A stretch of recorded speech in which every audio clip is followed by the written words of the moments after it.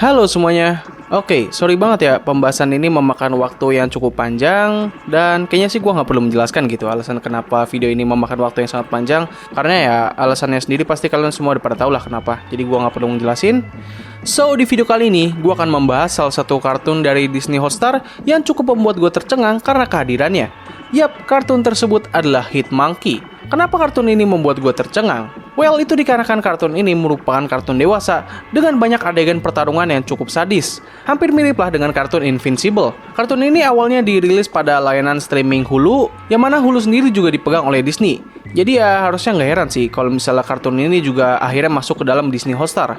Tapi tetap aja sih, gue masih cukup terkejut ketika mereka memasukkan kartun ini. Belum lagi seperti yang kita tahu, kalau misalnya Disney itu terkenal dengan image mereka yang family friendly. So, dengan kehadiran kartun ini, semoga saja Disney bisa merilis berbagai kartun dewasa yang lebih bagus lagi untuk kedepannya. Oke, kita lanjut ke pembahasan. So, apa itu Hitmonkey?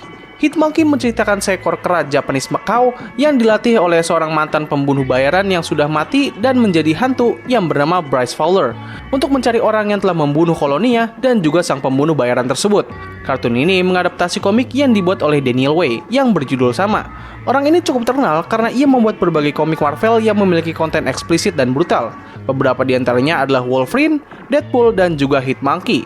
Dan oh iya, kartun ini juga masuk ke dalam ranah komik Marvel ya. Kartun ini dibuat oleh Will Speak dan Josh Gordon dan disutradarai oleh Neil Holman. Hitmonkey pertama kali rilis pada tanggal 17 November tahun 2021 di layanan streaming Hulu. Lalu beberapa waktu yang lalu, kartun ini akhirnya masuk ke dalam layanan streaming Disney Hotstar.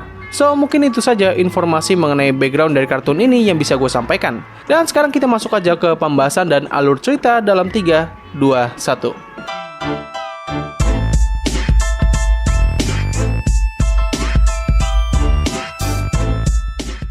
Oke, serial ini dibuka dengan pengenalan dari seorang pembunuh bayaran yang bernama Bryce Fowler. Bisa dikatakan Bryce ini merupakan orang yang narsistik dan banyak bicara. Ia bahkan sangat bangga dengan pekerjaannya sebagai seorang pembunuh bayaran. Di suatu hari, ia datang ke sebuah gudang ikan di Tokyo untuk dipekerjakan oleh pihak ketiga untuk membunuh seorang politisi yang bernama Kenta Kahara. Kenta Kahara ingin mencalonkan dirinya menjadi Perdana Menteri yang baru dengan tujuan untuk memberantas sistem korup yang ada di Tokyo.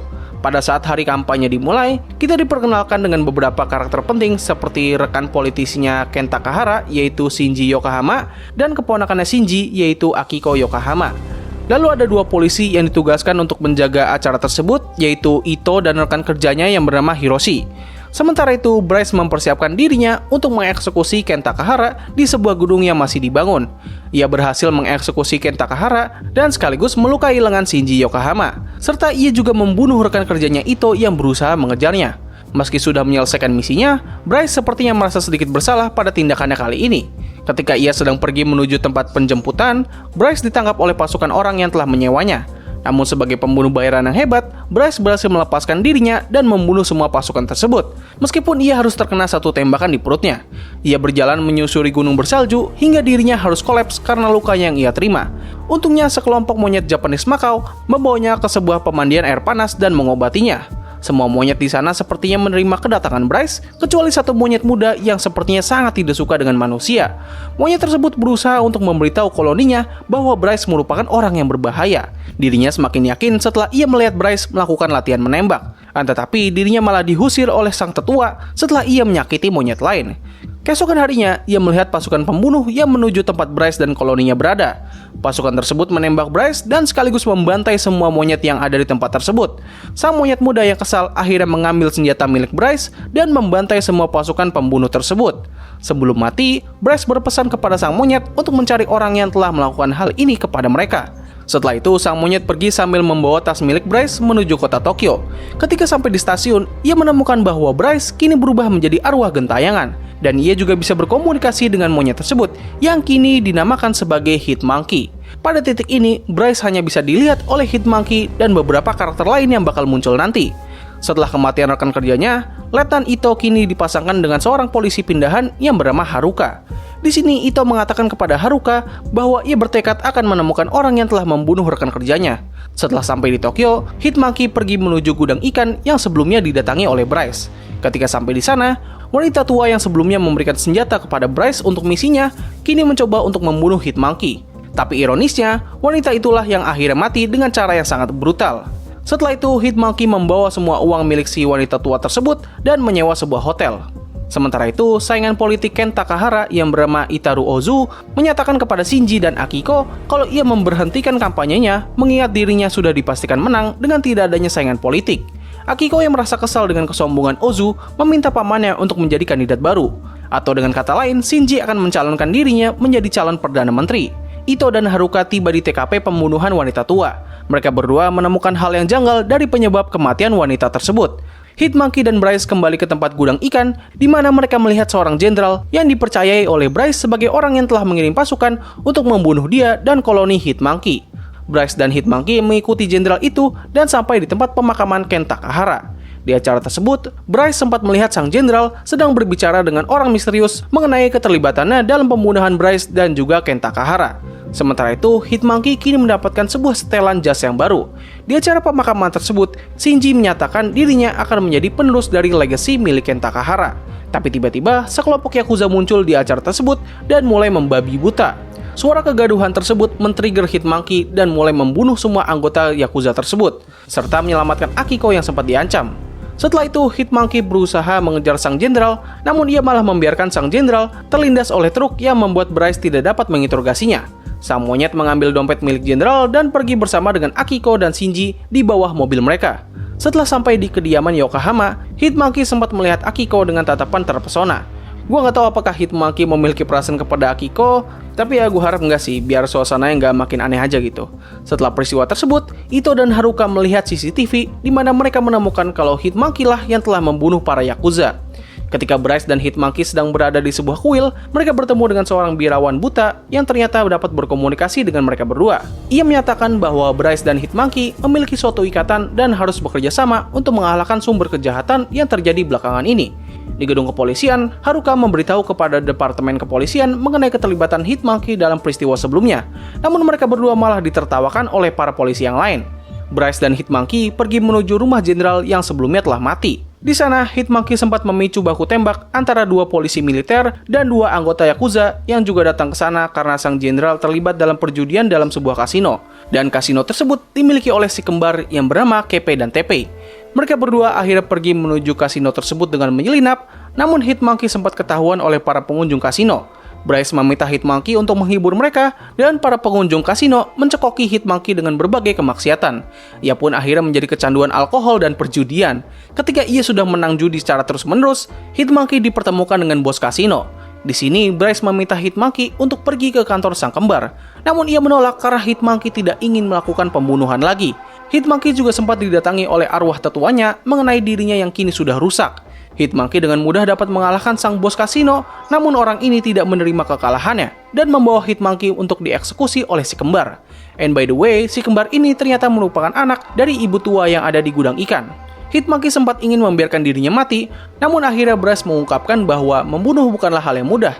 Setiap kali ia melakukan hal tersebut, ada sebuah rasa penyesalan dari dalam tubuhnya. Meskipun orang yang ia bunuh merupakan orang yang jahat, tapi dengan melakukan hal ini terus-menerus, ia dapat menangani rasa bersalah tersebut. Setelah mendengar pengakuan itu, Hitmonkey segera bangkit dan menghabisi semua orang yang ada di sekitarnya, termasuk si kembar dan bos kasino. Belum sampai di situ, Hitmonkey juga terpaksa harus menghabisi semua penjaga kasino. Dari tindakannya ini, mereka akhirnya menemukan target berikutnya dengan inisial Akuntan, yang kini sedang berada di penjara Sugano, bukan Sugiono ya.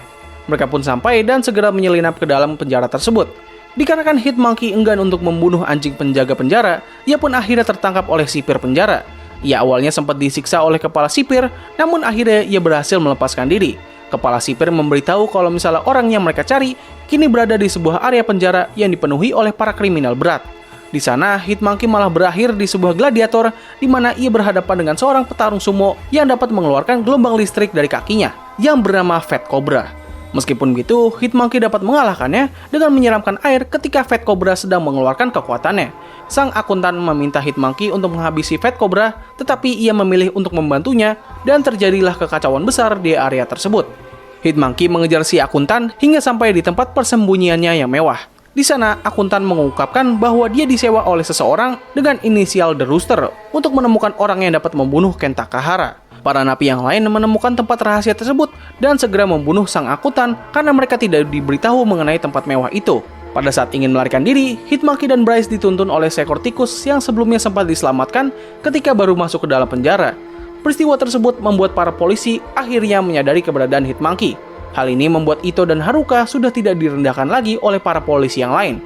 Hitmonkey sempat mencoba untuk bertemu dengan Akiko, tapi ketika Akiko menyadari keberadaannya, ia pun segera pergi karena sebelumnya Hitmonkey keluar dari penjara lewat saluran pembuangan kotoran. Selain para polisi yang kini mengetahui keberadaan Hitmonkey, para pemimpin Yakuza termasuk The Rooster juga akhirnya mengetahui keberadaannya. Mereka bergabung bersama untuk memberikan bounty sebesar 150 juta yen kepada siapapun yang berhasil membawa ataupun membunuh Hitmonkey. Pengumuman ini diketahui oleh banyak pembunuh dan kriminal yang ada di Jepang. Sementara itu, Hitmonkey pergi menuju sebuah desainer jas yang melayani berbagai kriminal ternama, dan salah satunya adalah Kingpin. Ketika keluar dari tempat itu, Hitmonkey awalnya diserang oleh seorang pembunuh yang memiliki gaya seperti ninja. Namun Hitmonkey dengan mudah dapat mengalahkan orang tersebut. Kini Hitmonkey dan Bryce akhirnya mengetahui mengenai bounty yang dipasang kepada Hitmonkey. Hal ini membuat Bryce menjadi cemburu kepadanya karena ia tidak pernah mendapatkan bounty sebesar itu. Ketika di kereta bawah tanah, Hitmonkey harus berhadapan dengan sekelompok geng ecek-ecek dan mereka pun bernasib sama seperti orang sebelumnya. Dalam kampanye yang diadakan oleh Shinji, Akiko memberitahu kepada media mengenai orang-orang dari pihak Itaru Ozu yang sempat ingin mencelakainya. Namun tindakannya ini ditentang oleh Shinji. Sementara itu, Hitmonkey kembali berhadapan dengan pembunuh lain dan kali ini adalah seorang polisi korup yang dipercayai oleh Ito sebagai bagian dari anggota Yakuza. Dan yap, nasibnya juga sama seperti orang-orang sebelumnya. Pembunuhan massal ini membuat seorang arwah penjaga kota Tokyo yang bernama Yuki akhirnya bangkit dan mencari orang yang telah bertanggung jawab atas kekacauan yang terjadi belakangan ini. Dikarenakan tidak dapat perkembangan yang berarti, para petinggi Yakuza akhirnya meningkatkan bounty dari Hitmonkey menjadi 2 kali lipat. Tentu hal ini membuat Bryce menjadi semakin cemburu kepada Hitmonkey. Tiba-tiba Yuki akhirnya muncul dan segera menyerang Bryce dan Hitmonkey. Mengingat dia adalah seorang arwah, jadinya Bryce juga dapat diserang oleh Yuki. Di tengah pertarungan mereka, seorang pembunuh narsistik yang bernama Eiko datang bersama dengan mobil Lamborghini miliknya. Kini mereka berdua harus berhadapan dengan arwah dan juga pembunuh asli. Ketika Ito berusaha menghadang mereka, Hitmonkey berhasil membanting setir mobil tersebut dan membuat Eiko harus mencium aspal. Dikarenakan tindakannya yang berhasil mencegah Ito agar tidak tertabrak, Yuki menyadari kalau Hitmonkey memiliki hati yang baik dan ia menawarkannya bantuan apabila sedang ada dalam kesulitan. Setelah itu, Hitmonkey ditangkap oleh orang sinting yang suka menyiksa hewan yang bernama The Poacher. Di momen ini, Bryce mengakui bahwa dirinya memang cemburu kepada Hitmonkey, dikarenakan Hitmonkey dapat melakukan banyak hal yang tidak dapat dilakukan oleh Bryce. Sementara itu, para pemimpin Yakuza sedang bersorak ria atas tertangkapnya Hitmonkey. Ketika The Poacher sampai di sana, ternyata Hitmonkey sudah membunuhnya terlebih dahulu, dan ia segera membantai para pemimpin Yakuza yang lain. Meskipun begitu, The Rooster berhasil melarikan diri dan ia ditangkap oleh kepolisian. Dikarenakan tempat tinggal mereka yang sudah dihancurkan oleh Yuki, Hitmonkey memutuskan untuk pergi menuju tempat tinggal Akiko. Akiko pun menerimanya dan membiarkan Hitmonkey tinggal di sana untuk sementara. Setelah sekian lama, Hitmonkey akhirnya bisa mendapatkan rasa ketenangan untuk sesaat. Tapi tiba-tiba Ito dan Haruka datang menemui Akiko. Mereka memberitahunya bahwa The Rooster, orang yang dipercaya sebagai dalang dari pembunuhan Ken Takahara, telah ditangkap. Tetapi dikarenakan kurangnya bukti yang kuat, ia pun akhirnya dilepaskan. Dikarenakan hal ini, Hitmonkey akhirnya pergi untuk memburu The Rooster dan Haruka menjadi curiga terhadap Akiko karena ia memiliki hubungan dengan Hitmonkey. Kemunculan The Rooster ini membuat Hitmonkey dan Bryce percaya kalau misalnya tujuan akhir mereka akan segera selesai. Ketika mereka berdua mencoba untuk menghabisi The Rooster, mereka malah menemukan kalau misalnya The Rooster memiliki banyak sekali tiruan.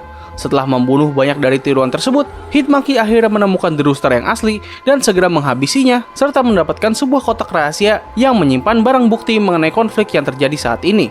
Kematian The Rooster membuat sang mastermind dari konflik ini akhirnya menghubungi seorang pembunuh bayaran profesional untuk menghabisi Hitmonkey. Namun ini bukanlah pembunuh bayaran biasa.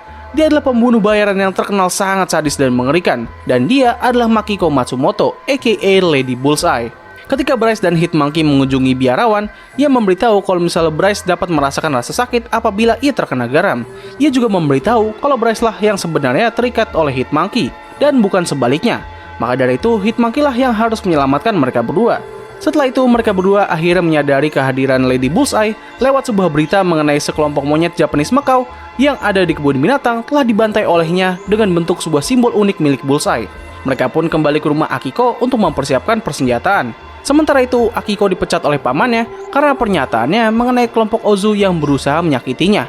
Hal ini membuatnya kesal dan diperparah ketika ia menemukan kalau misalnya Hitmonkey sudah diperlengkapi banyak senjata di rumahnya. Ketika Akiko ingin mengusir Hitmonkey, Ito dan Haruka kembali ke rumah Akiko karena kecurigaan mereka terhadap Akiko yang menyembunyikan Hitmonkey. Tapi tidak lama setelah itu, Lady Bullseye juga muncul dan ia langsung meledakkan tempat tinggal Akiko. Ketika Hitmonkey sedang disudutkan olehnya, Haruka mencoba untuk mengalihkan perhatian, namun Ito malah terkena jarum lemparan Lady Bullseye untuk melindungi Haruka. Setelah itu, Hitmonkey dan Lady Bullseye terlibat pengejaran yang cukup lama. Pada saat mereka sampai di sebuah jembatan, Hitmonkey harus terlempar ke sungai, sementara Lady Bullseye harus mengalami kecelakaan dengan mobil tangki bensin. Meskipun begitu, mereka berdua berhasil selamat. Begitupun juga dengan Akiko yang sempat tertimpa reruntuhan rumahnya, tapi sayangnya Ito tidak bernasib sama. Kematian Ito membuat Haruka mengubah pandangannya mengenai konflik ini. Melihat keponakannya yang baru saja terkena musibah, Shinji ingin memperbaiki semua ini dan Akiko membalas kalau misalnya ia dapat menerimanya kembali sebagai manajer kampanyenya. Setelah Akiko kembali terlelap, Hitmonkey datang untuk menjenguknya. Di momen ini, Hitmonkey sudah muak dengan semua kegilaan yang baru saja terjadi. Ia pun memutuskan untuk mengurung Bryce di sebuah gudang restoran dengan membuat lingkaran garam. Sementara Hitmonkey memutuskan untuk kembali ke tempat tinggal lamanya. Sesampainya di sana, Hitmonkey menemukan kalau tempat asalnya kini telah dihuni oleh koloni monyet yang baru. Tiba-tiba, Hitmonkey melihat seekor monyet kecil dari koloni tersebut sedang dikejar oleh monyet dari koloni lain. Ia pun datang dan menyelamatkan monyet kecil tersebut. Sang monyet kecil membawa Hitmonkey kepada koloninya. Awalnya mereka semua sempat ragu dan bahkan ada salah satu dari mereka yang menentang kehadiran Hitmonkey. Tapi akhirnya, Hitmonkey dapat diterima oleh koloni tersebut. Semuanya berjalan dengan lancar dan Hitmonkey sepertinya bisa merasakan kehidupan lamanya kembali. Tetapi kehidupannya ini tidak bertahan lama. Hal ini dikarenakan monyet dari koloni lain meminta koloni Hitmonkey untuk pergi dari tempat itu. Kalau tidak, maka akan terjadi pembantaian. Di saat koloninya sudah mulai menyerah, Hitmonkey bertekad akan mengajarkan mereka untuk melawan balik. Meskipun sempat ada perseteruan, tapi akhirnya koloni tersebut menerima ajaran dari Hitmonkey dengan perjanjian tidak boleh ada monyet yang terluka. Ketika waktu penyerangan dimulai, semua rencana berjalan dengan cukup lancar.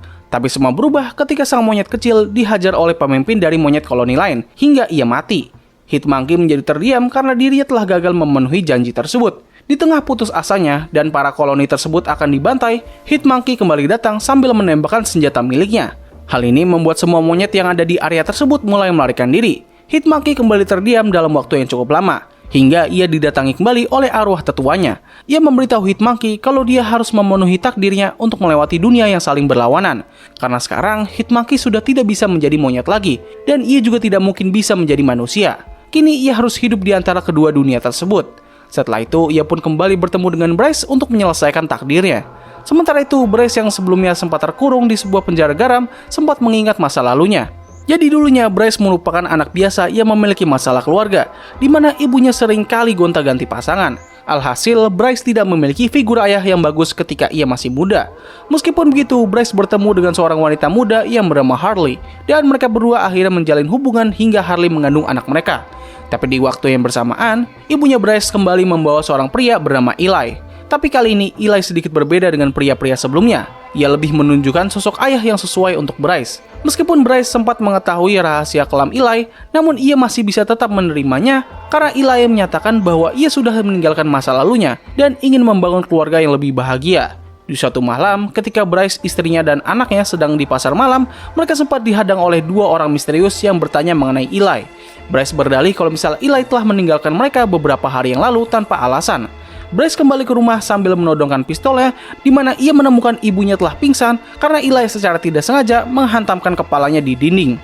Ketika Eli ingin mengambil senjata tersebut, ia malah tertembak dan tidak mungkin bisa diselamatkan. Bryce kini sadar bahwa ia tidak dapat memiliki kehidupan lamanya kembali. Ia pun meninggalkan istri dan anaknya dengan sekumpulan uang agar mereka berdua dapat memiliki kehidupan yang lebih layak. Kejadian inilah yang membuat Bryce mau tidak mau harus menjalani hidupnya sebagai seorang kriminal. Sementara itu, Hitmonkey akhirnya sampai dan segera melepaskan Bryce dari penjara garam. Mereka berdua akhirnya bersatu kembali dan kini hubungan mereka menjadi semakin solid.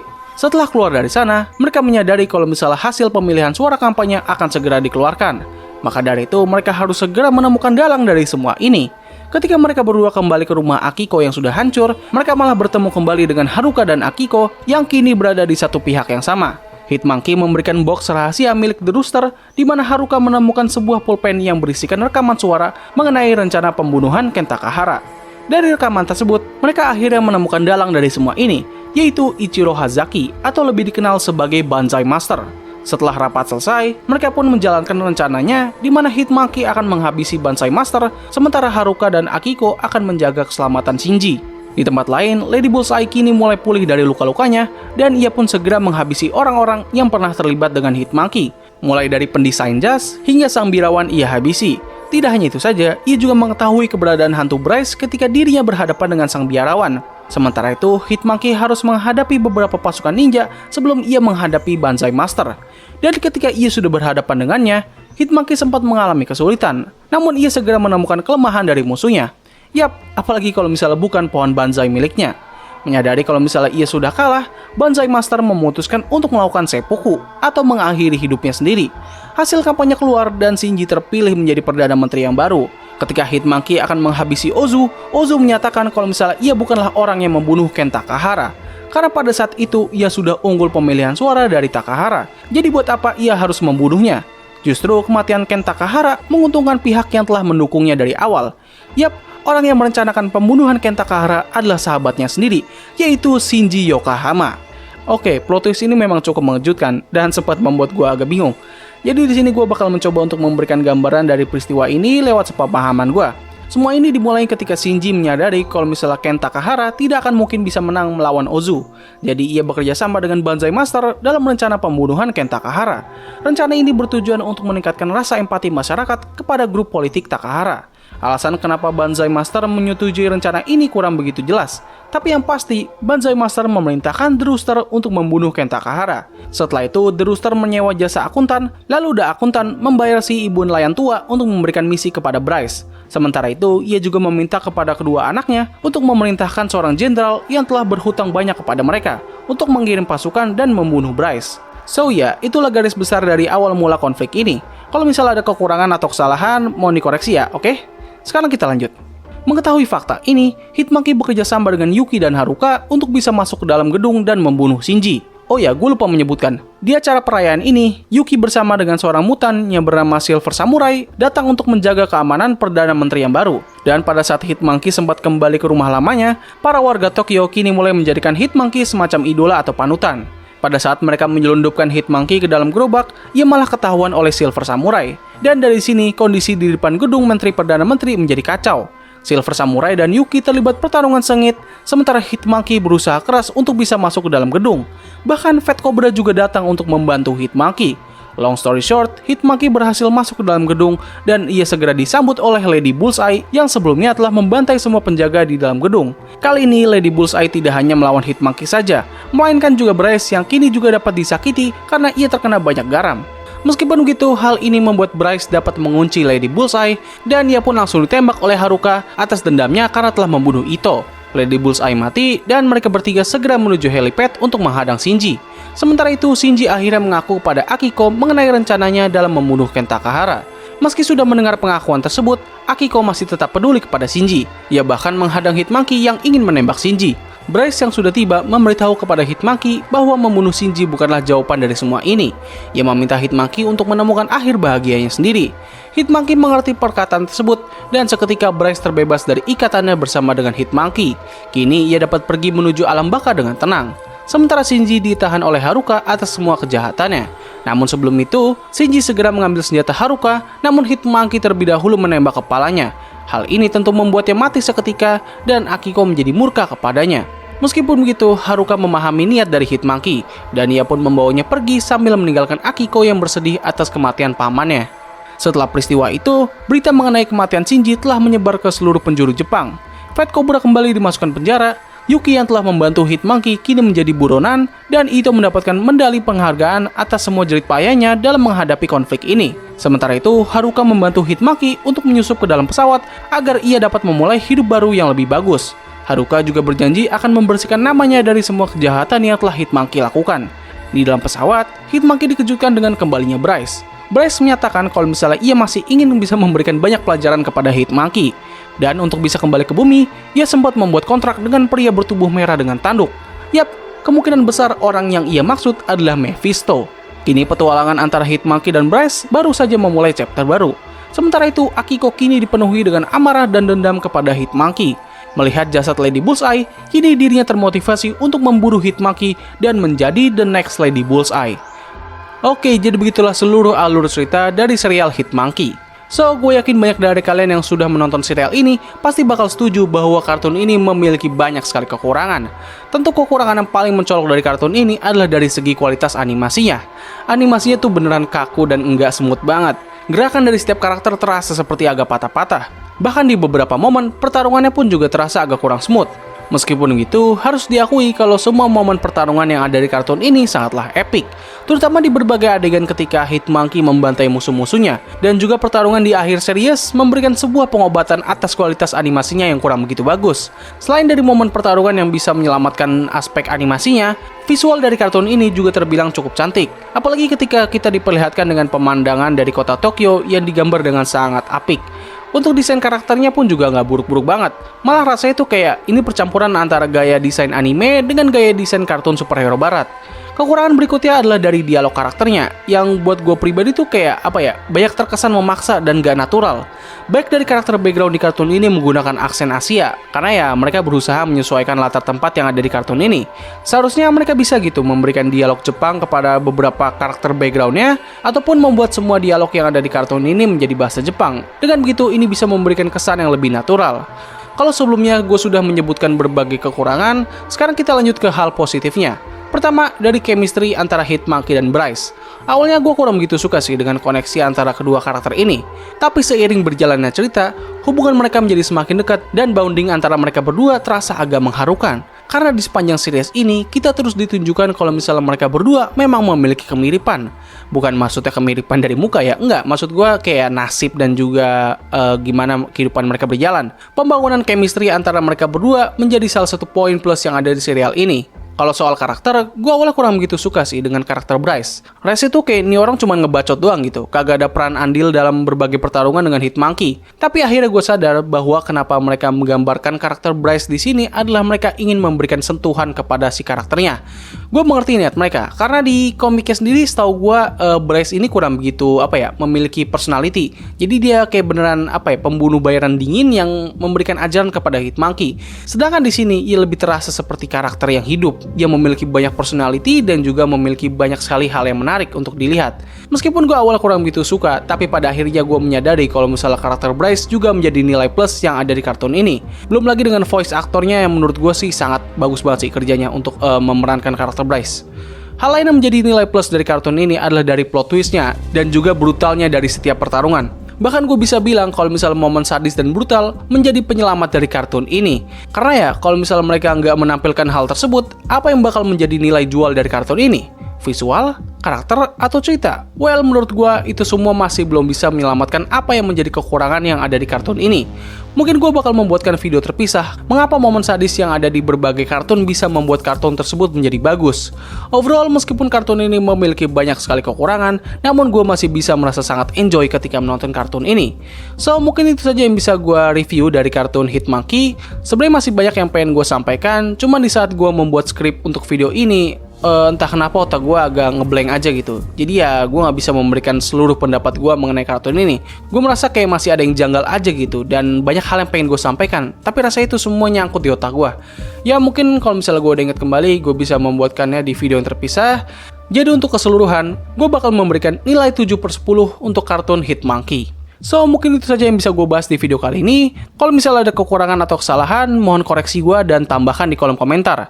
Terima kasih atas waktu yang telah kalian luangkan untuk menonton video gue.